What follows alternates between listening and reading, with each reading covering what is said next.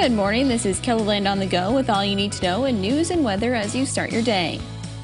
A man from Rapid City is accused of taking an axe to 18 cars at two Sioux Falls car dealerships. Police say the damage is estimated at more than $100,000. A manager at one of the dealerships says he has never experienced or seen this type of damage before.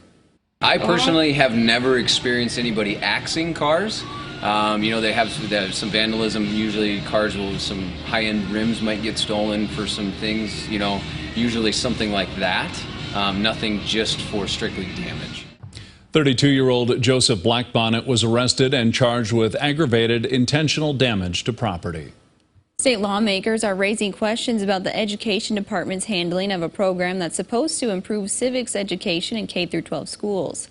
A recent letter from the South Dakota Department of Education shows that a majority of the schools that applied for civics grants were turned down. An Education Department official told lawmakers that 6 of 16 applicants received grants in August 2021. During the second round in October, 3 of 9 did. The Capitol News Bureau report by Bob Mercer looks closer into why so many schools were turned down for grants. It's on our website right now. People who live and work in downtown Sioux Falls are encouraged about the possibility of so-called quiet zones at a pair of railroad crossings in the city. The quiet zones would include safety upgrades and improvements at 2 downtown railroad crossings, so train engineers won't have to blow their whistles as often. People downtown call those constant whistles an annoyance. Businesses say it's important to get those quiet zones in place because of all the new development going on downtown. Definitely at 8th Street, there's quite a bit of development going with the new Sharapa and the railroad flats. I think it's beneficial to have that quiet zone just because if we want to have growth downtown, we're going to need to accommodate for that.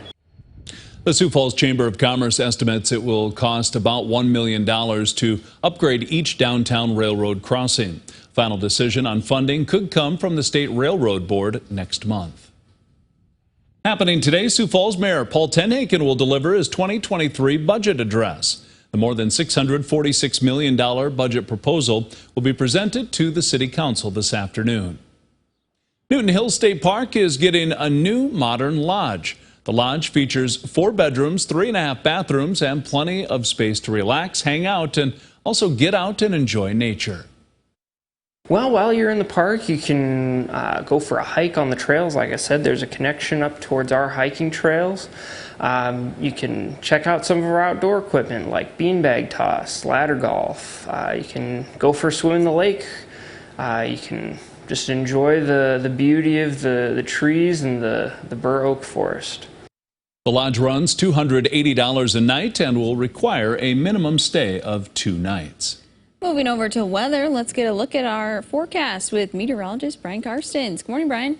Good morning. Our forecast here for today, still looking plenty warm out there. Hot weather, if you will, for much of central and western South Dakota.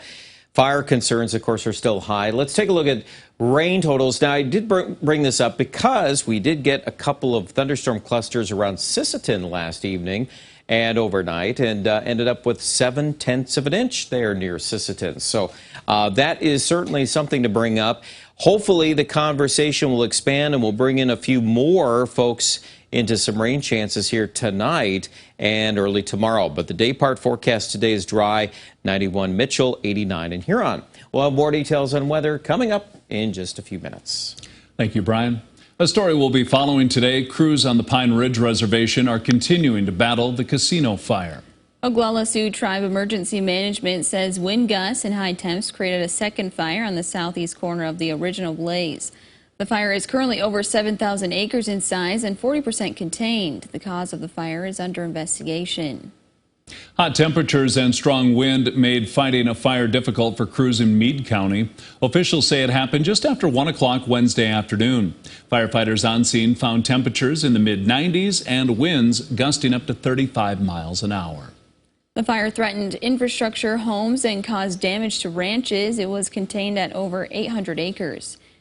Haying equipment is blamed for sparking the fire. No one was hurt. Well, a 20-year-old Sioux Falls woman is finally back home after spending 2 months in hospitals and rehab centers following a motorcycle crash.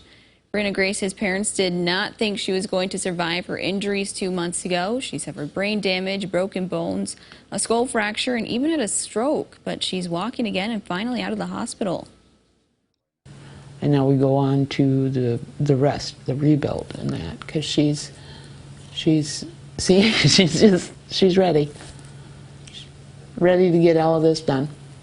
Her parents say the helmet she was wearing the day of the crash saved her life. Emerald ash borer has spread to another community in Minnehaha County.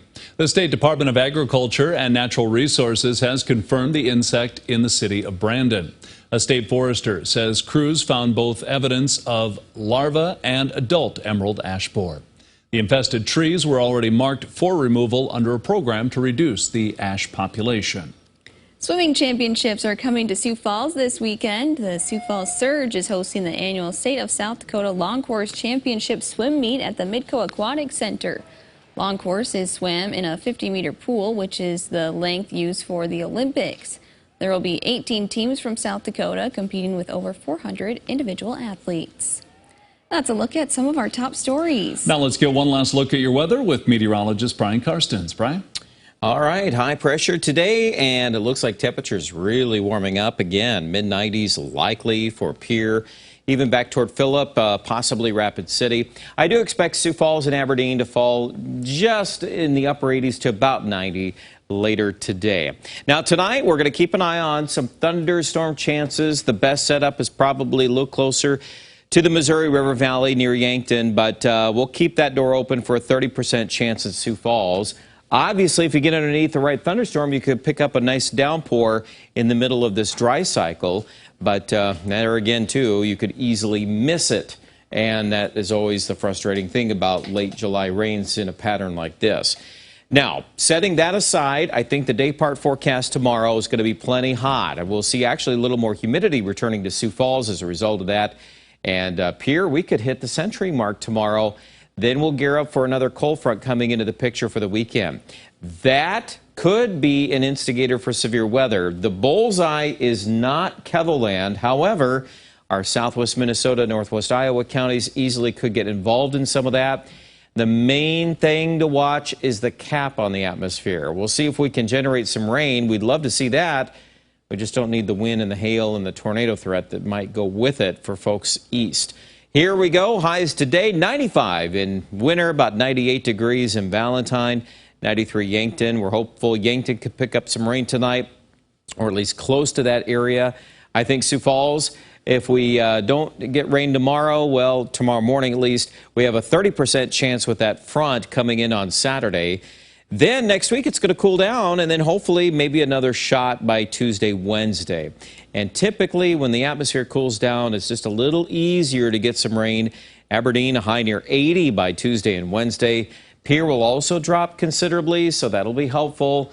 After all the dry and hot weather, obviously we've been going through some moisture pretty quickly with these kind of days strung together. Rapid City also needing some moisture, and after a couple more hot days, we will return to the 80s for early next week. A chance of rain on Sunday is looking actually a little better this morning, so keep an eye on that. More coverage at KELOLAND.com.